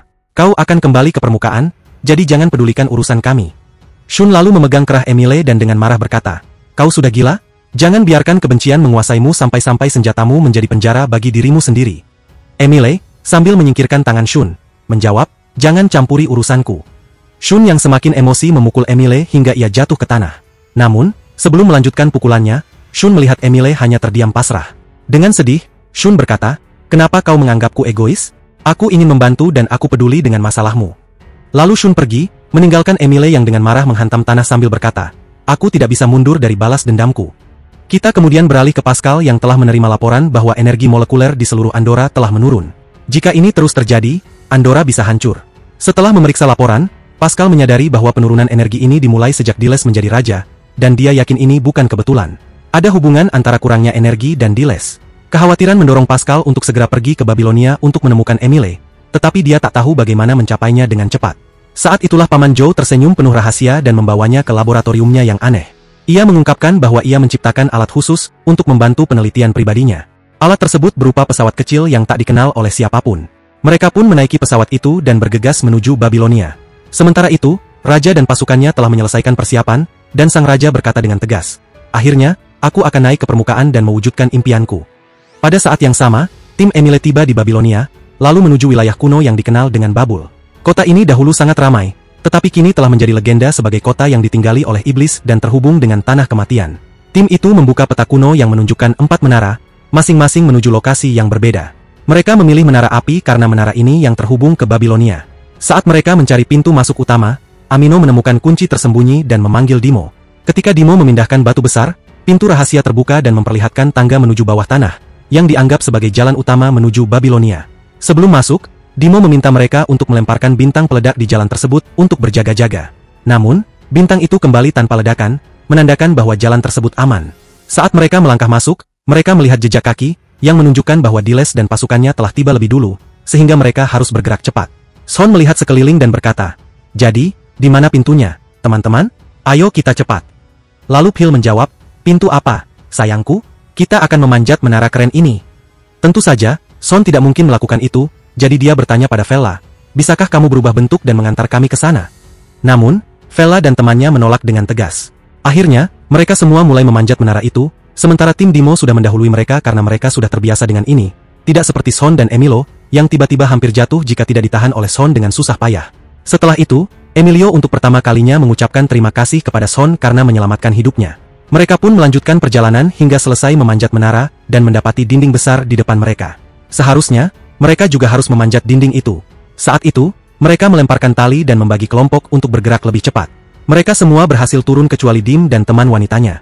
Pada saat itu, Dim berkata kepadanya, aku hanya ingin kau tahu bahwa aku tidak akan patuh pada raja untuk alasan apapun. Aku berniat untuk bernegosiasi dengannya atau mengalahkannya dan mencari raja lain. Tapi gambarku tidak akan berlumuran darah. Namun, Emilio menjawab, itu tidak mungkin. Dia tidak akan mendengarkanmu atau berbicara denganmu. Dia adalah iblis yang harus mati agar semua orang aman. Namun, ini juga tidak akan menyelesaikan masalah kerajaan atau memperbaiki cuaca dengan membunuh raja, dan masalah tidak akan selesai dengan banyaknya kematian orang-orang. Dim pun bertanya mengapa Emilio ingin membunuh raja, yang seharusnya adalah ayahnya. Namun, Emilio terkejut dan memberitahunya bahwa Dils bukanlah ayahnya dan bahwa Dilslah yang membunuh ayah kandungnya. Jadi ia harus membalas dendam dan membunuhnya. Saat itu, Dim memberitahu Emilio bahwa dia juga merasa terhubung dengan kematian sahabatnya yang dibunuh oleh seorang bangsawan. Dan karena itu, ia berlatih dengan keras agar menjadi lebih kuat. Tapi setelah tumbuh dewasa, ia sadar bahwa membunuh bukanlah jalan yang tepat untuk membalas dendam. Karena jika ia membunuh bangsawan itu, teman-temannya akan mencarinya untuk membalas dendam, dan lingkaran dendam itu tidak akan berakhir. Kemudian, Dim berkata, "Karena itu, aku tidak tunduk pada siapapun, tapi izinkan aku bertanya padamu, apa rencanamu jika berhasil membunuh raja?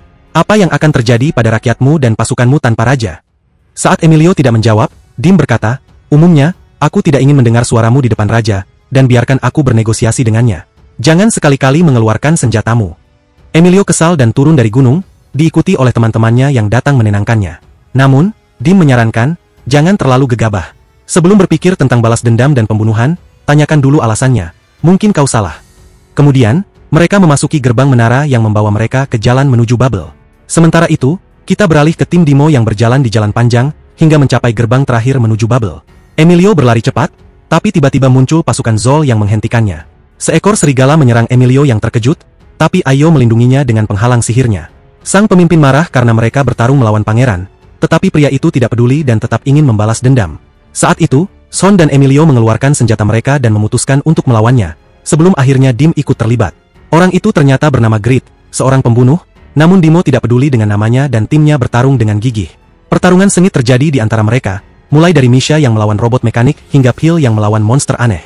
Dimo bertarung dengan pemimpin Grit, sementara Son dan Emilio berdiri menghadapi serigala yang ingin meninggalkan tanda di tubuh mereka seperti bekas lukanya sendiri. Kita melihat Misha berhasil mengalahkan musuhnya dan bergerak cepat, sementara Phil terus bertarung dengan pedangnya. Saat musuh hendak membunuh Phil, ia mengeluarkan senjata keduanya dan mengubah bentuk tubuhnya dengan cepat. Saat itu, Dimo berbicara kepada Grit dan berkata, "Sekarang, sebaiknya kau menyerah." Tapi tiba-tiba, cahaya magis muncul, dan serigala itu tetap menyerang. Tetapi kali ini Emilio berhasil menahan serangannya dengan kekuatan penuh. Serigala itu berkata kepadanya, "Sayangnya, Raja memerintahkanku untuk tidak membunuhmu, meskipun kau adalah anaknya dan bahkan mencoba membunuhnya. Namun, dia memintaku untuk tidak mendekatimu atau menyentuhmu. Tapi aku tidak akan mengikuti perintahnya." Kemudian dia mulai memukul Emilio dengan cepat dan keras sampai senjatanya terlempar. Serigala menyerangnya lagi untuk membunuhnya, tetapi tiba-tiba senjata Emilio berkembang, terlihat lebih kuat, dan Emilio dengan cepat menangkapnya dan memukul balik. Shun memanfaatkan kesempatan ini untuk menyerangnya, tetapi serigala berhasil menghindari serangan Shun dan dengan keras melemparkan pedangnya ke arah Shun, hampir mengenainya jika bukan karena perisai Emilio yang menahan serangan itu.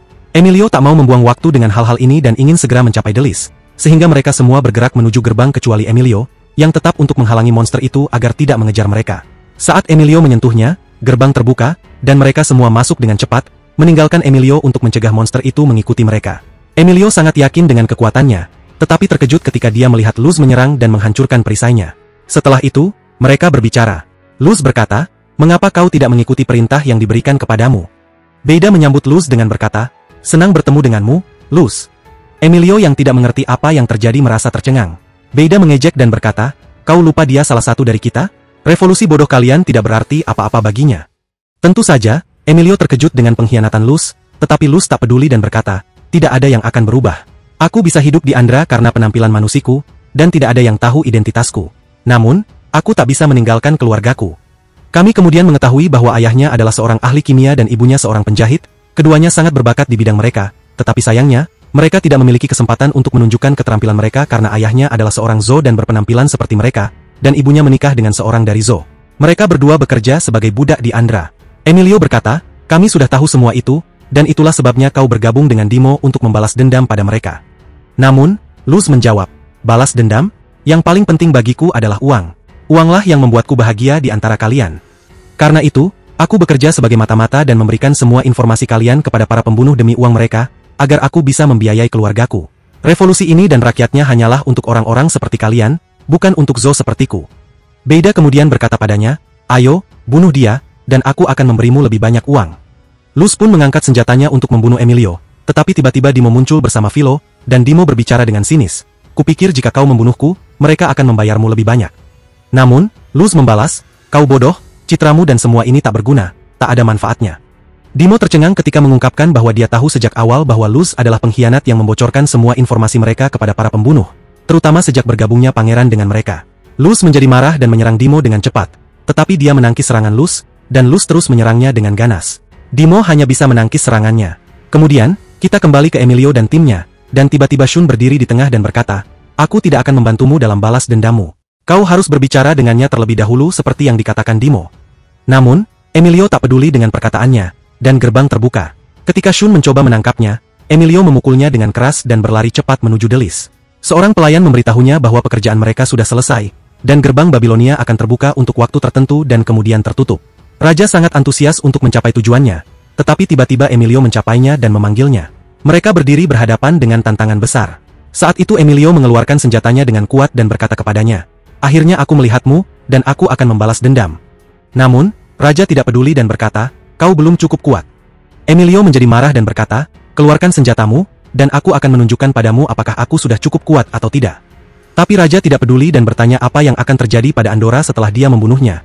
Apa yang akan terjadi tanpa seorang raja? Emilio tidak tahu bagaimana menjawab sampai Raja berkata, "Aku telah memberitahumu sebelumnya, Emil, bahwa aku menunggumu datang untuk mengambil tahta dengan tanganmu sendiri."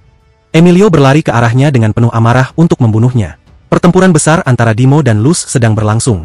Luz menyerangnya dengan penuh kekuatan dan berniat menghabisinya. Sementara pada saat yang sama, Bida juga bertarung melawan Misha dan Philo. Bida tidak ingin terlambat dan ingin segera sampai ke Babel. Dia berkata kepada Luz untuk membunuh mereka agar dia bisa cepat sampai. Luz fokus pada pertarungan dengan Dimo, yang terus menangkis serangannya. Dimo pun menyuruh Misha dan Philo untuk mengejarnya dengan cepat.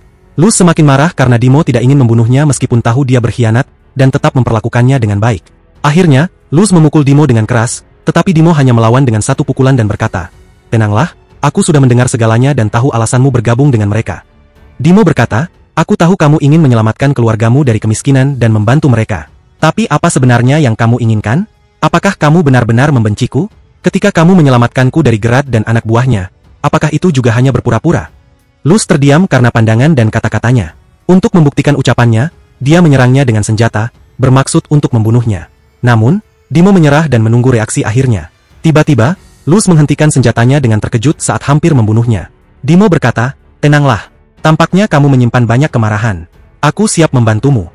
Luz menurunkan senjatanya dan mengakui bahwa para pembunuh itu adalah anjing para raja yang melakukan apapun demi uang. Dia memutuskan menjadi seperti mereka dan tugas pertamanya adalah memata-matai Igano. Awalnya, Luz tidak peduli dengan gagasan pemberontakan, tetapi saat melihat Igano mengumpulkan semua orang miskin di sekitarnya dan membantu mereka, dia juga mulai bermimpi tentang saat di mana ia bisa menghilangkan kezaliman raja. Namun, semua itu berubah dengan kemunculan pangeran dan teman-temannya. Dia memutuskan untuk meninggalkan agen-agen tersebut dan bergabung dengan para pembunuh, menghabiskan seluruh waktu dengan penuh penyesalan karena pengkhianatannya. Saat dia menangis mengetahui kesalahannya, Dimo memberinya tisu dan menenangkannya. Dimo memotong momen emosional itu dan berkata mereka harus segera bergerak menuju Babel. Namun, di tempat lain, pertarungan dengan serigala masih berlangsung, dan mereka tidak tahu bagaimana cara mengalahkannya. Serigala itu berkata, "Pasti Luz sudah membunuh komandan bodoh kalian." Philo, yang semakin marah, mulai menyerang dengan brutal menggunakan pedangnya, sementara Misha meluncurkan bom dari belakang. Namun, serigala itu menghilang, memutuskan pergi ke Babel untuk melanjutkan misinya. Tim Dimo akhirnya tiba, dan mereka juga memutuskan turun ke Babel. Pada saat yang sama, Pascal dan Joe tiba dan masuk ke menara dengan pesawat. Kita beralih ke Pangeran dan Raja, di mana Emilio sedang bertarung dengan penuh amarah. Berkata, "Aku membencimu. Kamu mengambil semua hal baik dalam hidupku, membunuh ayahku, dan menjauhkan Pascal dariku. Aku akan membunuhmu." Pangeran terlihat bingung dan tidak mengerti apa-apa. Kemudian, Shun dan Elisa memanggil Emilio agar dia tenang, saat serigala tiba di gerbang dan menemukan temannya yang terluka. Namun, dia tidak peduli, dan tujuannya hanya naik ke atas untuk mengakhiri dunia ini. Serigala membunuh temannya agar mereka tidak menghalanginya. Tak lama setelah itu, Gerot tiba-tiba diserang oleh serigala dan terluka di bahunya. Gerot bingung, terutama setelah melihat temannya yang terluka dan menyadari bahwa serigala itu telah berkhianat. Serigala tidak peduli dan ingin mencapai puncak untuk mengakhiri hidupnya yang penuh kesengsaraan, dengan rencana untuk membunuh raja terlebih dahulu. Tiba-tiba, dia membunuh komandannya agar tidak ada yang menghentikannya. Di tempat lain, seorang pria sedang bermain dengan alat kendali sampai dia melihat cahaya merah, yang tiba-tiba mengaktifkan gerbang Babel. Cahaya tersebut menyebar ke seluruh menara dengan sangat kuat, menandakan bahwa gerbang Babel akan terbuka. Dia memanggil raja dan berkata, "Gerbang akan terbuka dalam beberapa menit." Namun, Emilio berteriak, "Aku tidak akan membiarkanmu kabur. Aku harus membalas dendam." Tiba-tiba, Emilio teringat bahwa orang yang memberinya pedang adalah Dels, tetapi dia berkata, "Tidak, itu tidak mungkin." Emilio menyerangnya dengan cepat untuk menghabisinya. Gerbang pun tiba-tiba terbuka, dan pria itu berkata kepada raja, "Gerbang sudah terbuka. Kamu harus bergerak cepat sebelum gerbang itu tertutup lagi." Namun, pertarungan antara mereka masih berlanjut. Shun masih belum selesai, dan sang raja berbicara dengan kesulitan. Dia memahami bahwa dia harus melakukannya dengan cepat, jadi dia segera berlari menuju gerbang. Sebelum Emilio mendekatinya, Shun menghentikannya dengan cepat dan berkata, "Cukup dengan kebodohanmu, demi Tuhan, cukup." Lalu dia menatap raja dan bertanya, "Pak Tua, apakah anak ini benar-benar anakmu?" Kejutan terjadi saat raja mengangguk dan mengatakan, "Ya, dia anakku. Tapi aku tidak mengerti mengapa dia membenciku." Saat itu, Shun berkata, "Jadi kenapa tidak langsung mengatakan kepada kami kenapa kau membunuh ayah kandungnya?" Raja mengangkat senjatanya, bersiap untuk bicara, tetapi tiba-tiba muncul serigala tua yang tertawa dengan jahat. Sebelum dia menyerang, Emilio segera menahan serangannya untuk melindungi raja dan sahabatnya dari bahaya. Saat raja berteriak untuk menghentikannya, musuhnya malah berkata dengan sinis, "Berhenti dulu, Pak Tua. Biar aku habisi anak manismu ini dulu." Lalu dia menyerang Emilio dan menjatuhkannya ke arah Shun, hampir membunuh keduanya jika saja raja tidak segera melindungi mereka. Ketika dia hendak mengeluarkan senjatanya, musuh dengan cepat menyerang dan menancapkan senjatanya di tubuh raja, yang sayangnya menyebabkan kematiannya. Dengan begitu, sang raja pun meninggal. Emilio menjerit memanggilnya dengan penuh ketakutan saat melihatnya jatuh di depannya. Semua pengikutnya segera melarikan diri dari tempat itu setelah tahu bahwa raja telah terbunuh dan takut dibunuh oleh monster tersebut. Tiba-tiba, cahaya dari gerbang bubble semakin terang, dan musuh semakin dekat ke arah gerbang untuk naik ke permukaan dan melarikan diri dari dunia itu setelah menghancurkan segalanya di dunianya yang asli. Emilio dan Shun menyerangnya dengan cepat saat dia hampir mencapai gerbang. Dia berkata, "Aku ingin membunuh kalian seperti aku membunuh raja, tapi aku harus meninggalkan kalian hidup-hidup untuk menghancurkan dunia yang lain. Sampai jumpa, manis." Lalu dia masuk ke dalam gerbang dan muncul di permukaan. Alatnya berubah warna menjadi merah hingga cahaya di tempat itu menghilang, menandakan bahwa dia telah tiba di permukaan. Setelah itu, gerbang tertutup sepenuhnya. Emilio segera berlari menuju sang raja yang sedang sekarat dan mengucapkan selamat tinggal pada dunia. Pada saat yang sama, Pascal dan Joe tiba bersama pasukan Dimo, tetapi mereka terlambat karena semuanya sudah selesai. Sang raja tidak peduli dengan semua itu. Dia menatap Emilio dengan bahagia dan berkata, "Akhirnya, kau menjadi sekuat yang selalu kuimpikan. Kau adalah pangeran terbaik yang pernah ada. Kini aku bisa meninggal dengan tenang karena kau akan menjadi raja di tempatku, seperti yang selalu aku harapkan." Emilio tak bisa menahan emosinya dan mulai menangis setelah mengetahui kebenarannya terlambat. Tiba-tiba, sang raja menutup matanya dengan pasrah, dan Emilio menangis lebih keras setelah menyadari bahwa ayahnya telah tiada. Semua orang terdiam tanpa kata, sampai Pascal mendekati Emilio dan memeluknya, menemaninya yang menangis dalam kesedihan mendalam atas kematian ayahnya. Selama perjalanannya, tujuannya adalah membunuh ayahnya, tetapi ternyata semua itu salah, dan yang mati di depannya adalah ayah kandungnya. Sekarang kita berada di sebuah tempat bernama Tanah Kematian di dunia bawah, tepatnya di neraka, tempat seharusnya para monster dan iblis hidup. Ini adalah tempat yang selalu ingin dikunjungi Shun untuk melihat seperti apa bentuk mereka, karena dia sering membaca tentang mereka dalam buku-buku. Terutama karena dia tidak pernah percaya ada dunia bawah yang bisa dicapai dengan mudah. Namun, takdir telah membawanya ke dunia bawah, yang disebut sebagai Endo, tempat di mana dia terpaksa tinggal dan tidak tahu kapan bisa kembali ke dunia aslinya. Apalagi setelah gerbang bubble tertutup total.